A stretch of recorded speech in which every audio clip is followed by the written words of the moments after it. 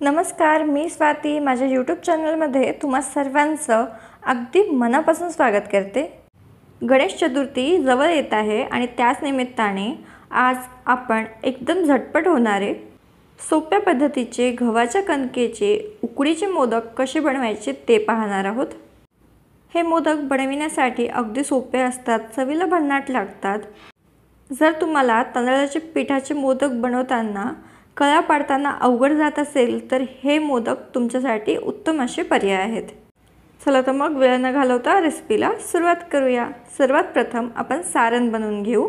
त्याकरिता एका पॅनमध्ये एक अर्धा चमचा तूप घ्यायचं। तूप छान मेल्ट झालं ना की त्यामध्ये इथे मी काही ड्रायफ्रूटचे काप टाकलेले आहेत। आता हे मंद आचेवर छान असे परतून घेऊया।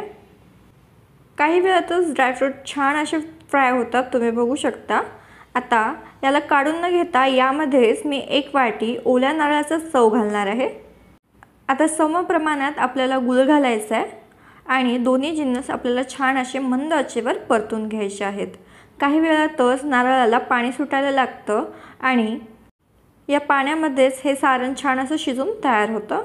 आता हे सारण एक 4 ते 5 मिनिटे मंद आचेवर छान असं फ्राय करून घेऊ आणि एक 5 मिनिटांमध्ये तुम्ही बघू शकता व्यवस्थित असं सारण तयार झालेलं आहे। आता गॅस बंद करायचा आणि सर्वात शेवटी एक मोठा चमचा साखर आणि वेलचीची पूड मी यामध्ये घातलेली आहे। तुम्ही फक्त वेलचीची पूड घातली तरी चालेल। आता छान असं मिक्स करून घेऊ आणि हे सारण आपण पूर्णपणे थंड करून घेऊया। सारण थंड होतंय तोपर्यंत आपण कणिक मळून घेऊ। त्याकरिता एका बाउलमध्ये मी 1 वाटी गव्हाचं पीठ घेतलंय।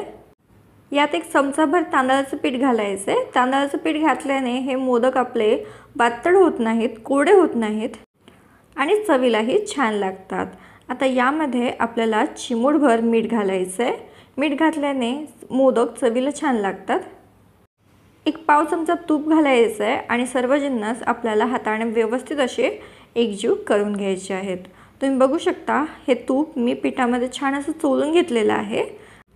आता थोडं थोडं दूध घालत आपल्याला छान अशी कणिक भिजवून घ्यायची आहे। कणिक जास्त पातळ किंवा जास्त घट्ट भिजवायची नाही। पोळीला कसं पीठ आपण मळून घेतो ना तसंच आपल्याला मळून घ्यायचं आहे। आता तुम्ही बघू शकता पीठ असं छान मी मळून घेतलेलं आहे। पीठ सेट करण्यासाठी एक 10 मिनिटाकरिता याला झाकून ठेवूया। 10 मिनिटांमध्ये पीठ छान असं सेट होतं। त्याला परत एकदा मळून घ्यायचं तर जेणेकरून ते छान असं लवचिक होईल। आता यामधून आपण 2 बॉल्स तयार करून घेऊ।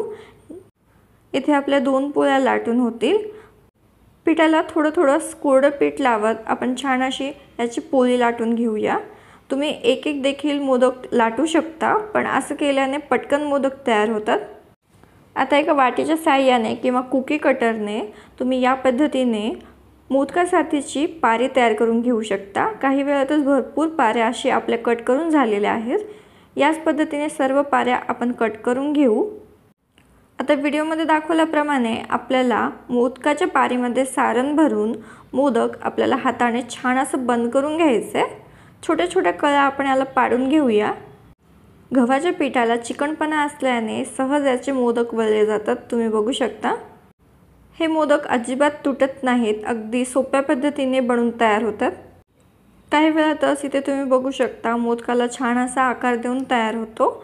आता याच पद्धतीने सर्व मोदक आपण बनवून घेऊया। इथे माझे मोदक बनवून तयार आहेत।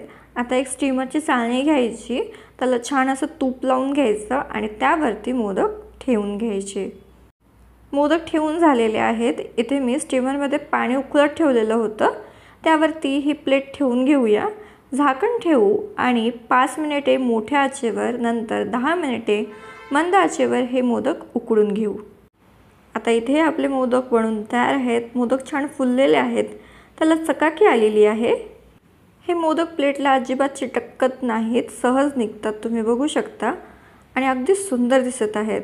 हे मोदक तुम्ही गरमागरम सर्व करा तुपासोबत, तर हे मोदक अगदी मस्त लागतात। आणि जर तुम्हाला तांदळाच्या पिठाचे मोदक बनवायला अवघड जात असेल ना, या गव्हाच्या कणकेचे मोदक तुम्ही एकदा नक्की ट्राय करून बघा। हे बनवायला अगदी सोपे आहेत। तर एक वेळ ही रेसिपी नक्की ट्राय करा। कशी झाली कमेंट बॉक्सद्वारे आम्हाला कळवा। आजची ही रेसिपी आवडली असेल तर व्हिडिओला लाईक करा। तुमच्या फ्रेंड्स आणि फॅमिलीसोबत जरूर शेअर करा. चॅनलवर नवीन असेल तर चॅनलला सबस्क्राईब करा. लवकरच भेटूया अशाच एका नवीन रेसिपीसोबत.